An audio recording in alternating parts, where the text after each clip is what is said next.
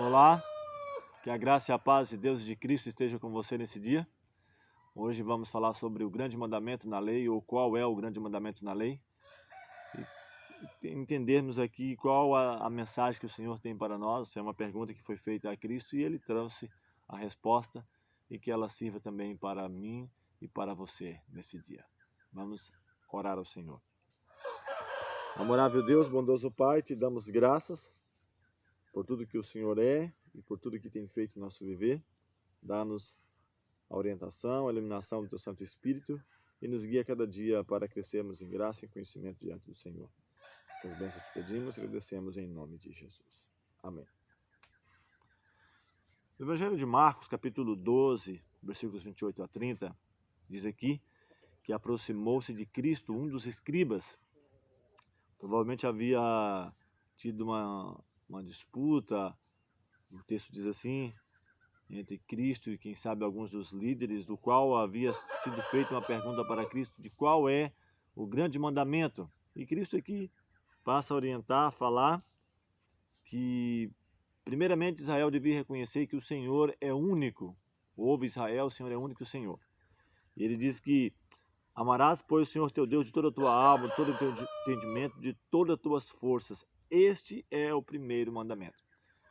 Israel esqueceu e infelizmente também o mundo religioso tem esquecido essa verdade de que o Senhor é único, criado, existente por si mesmo, que o Senhor é único Senhor. O segundo mandamento, ele diz, e o segundo, semelhante a este, é: amarás o teu próximo como a ti mesmo. E ele afirma, não há outro mandamento maior do que estes, no caso desses dois, amor a Deus e amor ao próximo. E diz aqui o texto que o escriba lhe disse, muito bem, mestre, e com verdade disseste que há um só Deus e que não há outro além dele. O escriba conhecia. E ele menciona, e que amá-lo de todo o coração, de todo o entendimento, toda a tua alma, de todas as forças, ele repete o que Cristo havia mencionado, e amar o próximo a si mesmo é mais do que holocaustos, sacrifícios, ou quem sabe, nos nossos dias hoje, né, não trabalhamos com holocaustos, no sentido de levar cordeiro ou ritos, mas orações, cultos, louvores simplesmente por louvar, não em reconhecimento, em gratidão a Deus, porque devemos sim estudar a Bíblia, orar, cantar, isso faz parte do culto. E aqui diz o texto que e Jesus, vendo que havia respondido sabiamente, disse-lhe, não estás longe do reino de Deus. E diz que ninguém mais ousava interrogar Cristo. Isso está em Marcos 12, 31 e 34. Então houve esse diálogo, esse questionamento. Esse escriba, um homem versado na lei, tinha conhecimento, pelo menos teórico, do que era exigido em relação aos livros do Antigo Testamento ou os mandamentos. E Cristo então dá a orientação para ele de que o resumo dos escritos dos patriarcas, dos profetas, e sintetizando, quem sabe, os 10 mandamentos, tem a ver com amor a Deus e amor ao próximo. E até mesmo, voltando em Mateus 22, versículo 40, era a mesma sequência, o mesmo tema, escrito por autores diferentes. Aqui ele fala o que representa esses 2 mandamentos. Ele fala, destes 2 mandamentos dependem toda a lei e os profetas. Ou seja, do nosso amor para com Deus e do nosso amor para com o próximo. Eu tenho percebido que muitas, até mesmo religiões, líderes, têm aplicado esta fala de maneira contrária daquilo que o texto quer nos sugerir. Porque diz assim, olha, amar a Deus e amar o próximo, está resolvido. De fato, mas excluem, ou em todo ou em parte, os mandamentos escritos por Deus. O que Deus está representando através de Cristo nesse ensino é de que nas 2 tábuas de pedra escritas pelo dedo de Deus, na primeira, nós temos a obrigação para com Deus, o nosso amor para com Deus. Se você for lá em Êxodo 20, Deuteronômio 5, você vai verificar isso. Os primeiros 4 mandamentos têm a ver com nossa obrigação, o nosso compromisso com o eterno, o amor representado para com Deus. Na segunda tábua de pedra, ou nos 6 últimos mandamentos, temos o nosso compromisso para com o próximo, amor ao nosso pai, respeito para com nossos pais, não matarás, não adulterarás, não roubarás, não cobiçarás, tem a ver do nosso amor para com o nosso semelhante. Tanto é que Paulo diz que se tem mais alguma coisa, isso resume no amor. E Cristo deixa bem claro, o amor para com Deus e amor para com o próximo. Destes dois mandamentos depende a lei e os profetas, no sentido de escritos, Pentateuco, livro dos profetas, quem sabe os livros poéticos, mas também os 10 mandamentos. Se eu amo a Deus, se eu amo o próximo, eu vou guardar os 10 mandamentos. Quem sabe eles esperassem que Cristo selecionasse um dos 10, quem sabe a guarda do sábado, que era tão estritamente, ou pelo menos falada na teoria pelos judeus que era guardado, ou quem sabe o adultério, ou quem sabe qualquer outro, a idolatria. Israel quantas vezes havia caído nesse pecado, mas Cristo, de maneira bem clara, direta, objetiva, ele demonstra que a primeira obrigação é para com Deus. Cumpriremos então os 4 mandamentos da primeira tábua. E o segundo é semelhante a este: amarás o teu próximo como a ti mesmo. Eu vou guardar os 6 últimos. Em Lucas capítulo 24, versículos 44 e 45, diz o seguinte: e disse-lhes, são estas as palavras que eu vos disse estando ainda convosco, que convinha que se cumprisse tudo o que de mim estava escrito na lei de Moisés, nos profetas e nos salmos.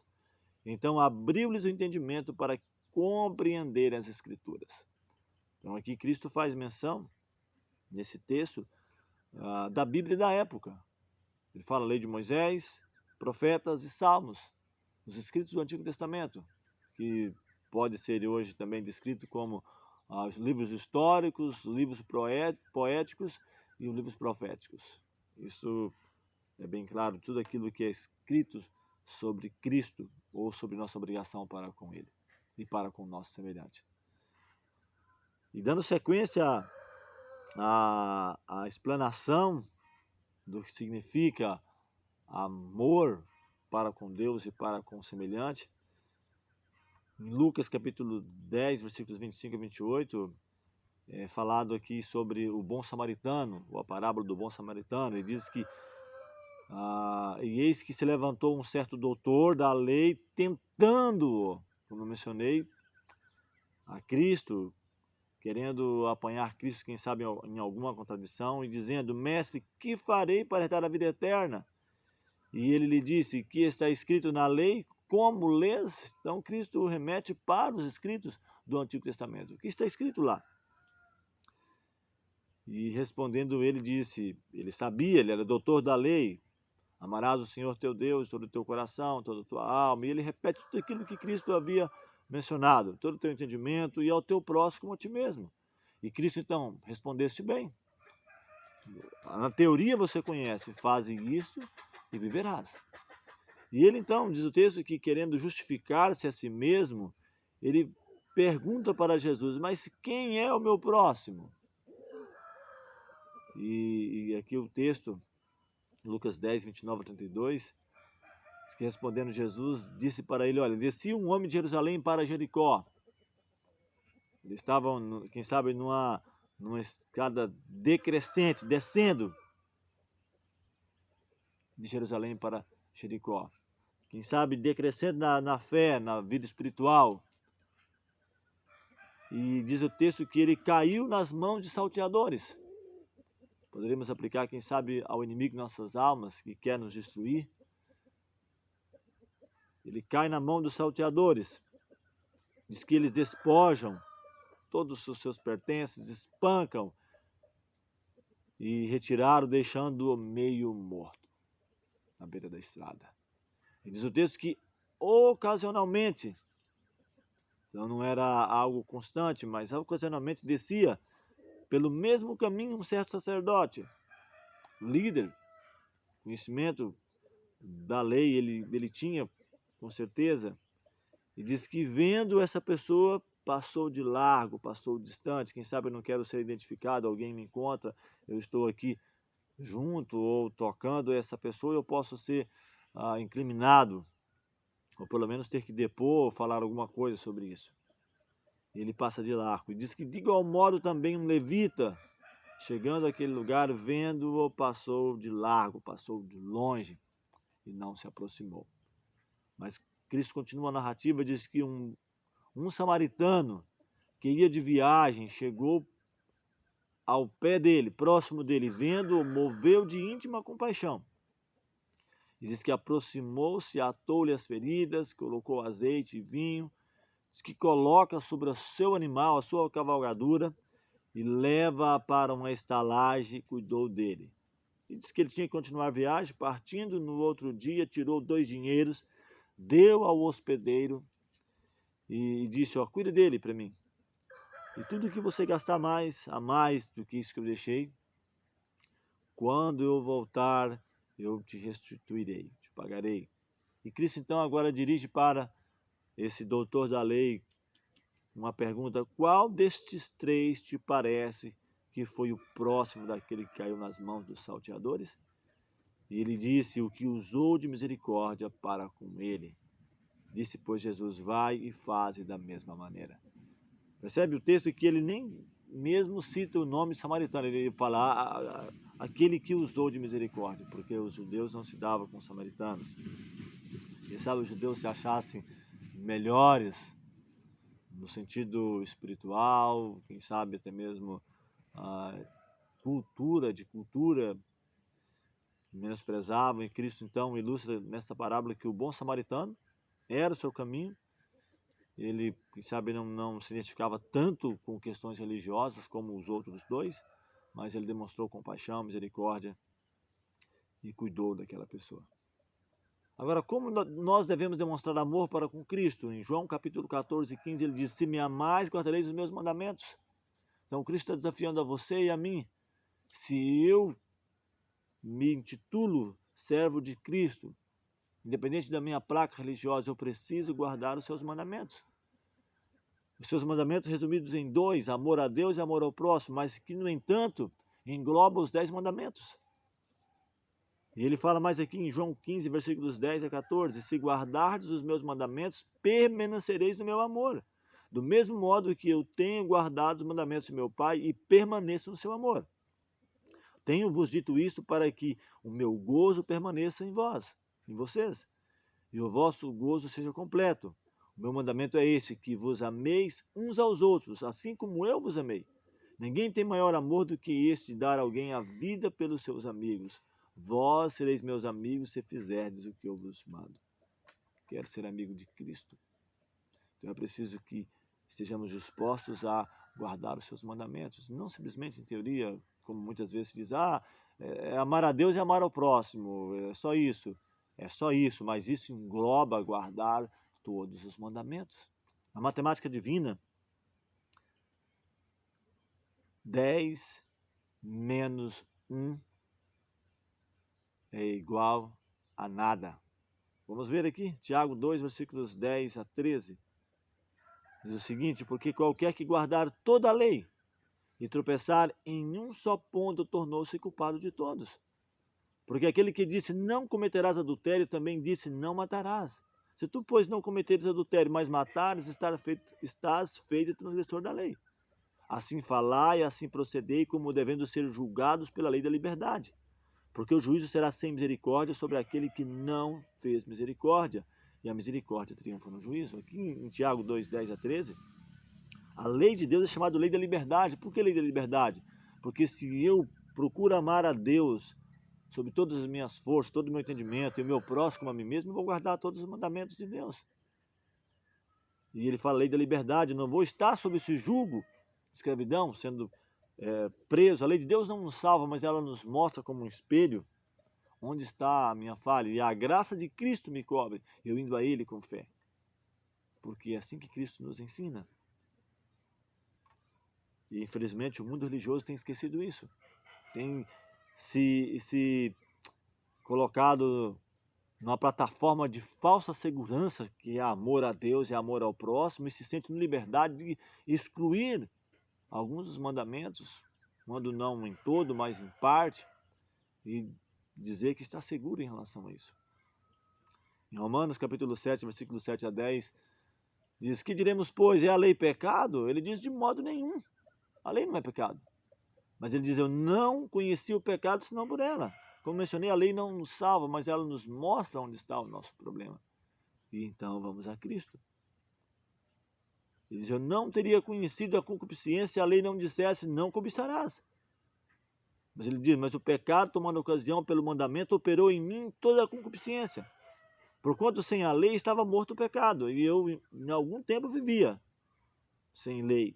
Mas vindo o mandamento, reviveu o pecado e eu morri. E o mandamento que era para a vida, achei que era para a morte. Por quê? Porque através dos mandamentos de Deus, da lei de Deus, é que eu vou ver o meu pecado. Ainda aqui, Romanos capítulo 7, Paulo continua descrevendo essa luta entre a carne e o espírito. Ele fala, porque o pecado, tomando ocasião pelo mandamento, me enganou e por ele me matou. E assim a lei é santa, o mandamento santo, justo e bom. Então o problema não está na lei. O problema não está nos mandamentos, mas no pecado que eu devo lutar a cada dia contra ele. E não nas minhas próprias forças, mas no poder de Cristo. Ele fala, logo torna-se-me o bom em morte de modo nenhum. E o mundo religioso tem falado que não, a lei não presta, a lei não serve. Não é isso. Ele está falando que a lei é santa, o mandamento santo, justo e bom. Tornou-se o bom em morte de modo nenhum. Mas o pecado, para que se mostrasse pecado, operou em mim morte, a fim de que pelo mandamento o pecado se fizesse excessivamente maligno. E ele fala mais, porque bem sabemos que a lei é espiritual. Mas eu sou carnal, vendido sob o pecado, porque se não faço, se faço o que não aprovo, pois o que quero isso não faço, mas o que aborreço isso faço. Ele fala, porque o que faço não aprovo, mas o que quero isso não faço, mas o que aborreço isso acaba fazendo. Ou seja, a luta que existe entre a carne e o espírito. Então, quem sabe na mente você quer fazer, mas a sua carne ela puxa para outra parte, para o pecado, para o mundo. E ele fala mais, e se faço o que não quero, consinto com a lei que é boa. Essa luta. De maneira que agora já não sou eu que faço, mas o pecado que habita em mim. Porque eu sei que em mim, isto é, em minha carne, não habita bem algum. E com efeito querer estar em mim, mas eu não consigo realizar o bem, porque não faço o bem que quero, mas o mal que não quero, esse faço. Ora, se eu faço o que não quero, já não sou eu, mas o pecado que habita em mim. Ele diz mais, acho então esta lei em mim, que quando eu quero fazer o bem, o mal está comigo. Romanos 7, 16 a 21. Então o que você e eu precisamos fazer? Matar de fome o pecado que habita em nós. E como podemos fazer isso? Imagine você, se você prendesse 2 animais, que não seria o correto, mas que você desse a um alimentos a cada dia em abundância e o outro somente migalhas, 2 leões, e depois de alguns dias soltasse, qual você acha que venceria? Aquele que estava faminto, fraco, debilitado ou aquele bem alimentado? Provavelmente o que está bem alimentado. Qual das duas naturezas temos alimentado a cada dia? A carne ou o espírito? O homem carnal ou espiritual? E como podemos fazer isso? Aqui diz, fala sobre as obras da carne e os frutos do espírito. Gálatas capítulo 5, 16 e 18 diz o seguinte, digo, porém, andai em espírito e não cumprireis a concupiscência da carne, porque a carne cobiça contra o espírito e o espírito contra a carne, e este opõe-se um ao outro, para que não façais o que quereis. Mas se sois guiados pelo espírito, não estáis debaixo da lei, ou seja, da escravidão do pecado.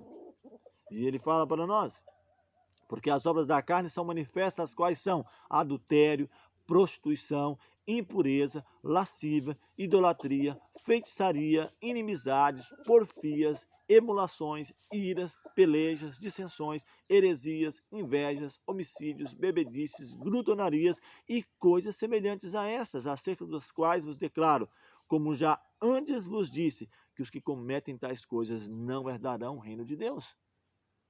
Essas são as obras da carne e muitas outras, Paulo disse. Por outro lado, os frutos do Espírito, ele diz, é amor, é gozo, é paz, é longanimidade, é benignidade, bondade, mansidão, temperança, o domínio próprio. E diz que contra estas coisas não há lei. Como? Que lei vai te acusar se você está andando em espírito? Se eu estou andando em espírito? E diz que os que são de Cristo crucificaram a carne com suas paixões e concupiscências. Se vemos em espírito, andemos também em espírito. Não sejamos cobiçosos e vanglórias, irritando-nos uns aos outros e invejando-nos uns aos outros. Gálatas 5, 22 a 26. Esta é a mensagem para você e para mim. Qual das naturezas temos alimentado? O que temos fixado nos nossos olhos, nossos ouvidos? Em que tem demorado nosso pensamento? Nas coisas celestiais, nas coisas do alto, nas coisas terrenas? É algo para você e para mim meditar. E se nós nos sujeitarmos a cada dia ao Espírito de Deus, os frutos do Espírito estarão presentes em nossa vida. E nós não estaremos sujeitos às obras da carne. E assim seremos vencedores a cada dia. Que o Senhor te abençoe, que o Senhor te ajude, nos ajude a sermos vencedores a cada dia. Nosso próximo tema, nós vamos estar falando sobre mais um assunto de suma importância para o nosso viver. Uma pergunta que foi feita aos discípulos, um questionamento entre eles mesmos: quem é o maior? E que assim o Senhor nos ajude a ser vencedores a cada momento. Vamos orar. Amorável Deus, bondoso Pai, te agradecemos pelo cuidado, a proteção, por mais essa vitória que nos concede a cada dia, e mais um dia de vida, e podemos estudar a Tua Palavra. Dá-nos a unção do Teu Santo Espírito, te rogamos essas bênçãos e agradecemos em nome de Jesus. Amém.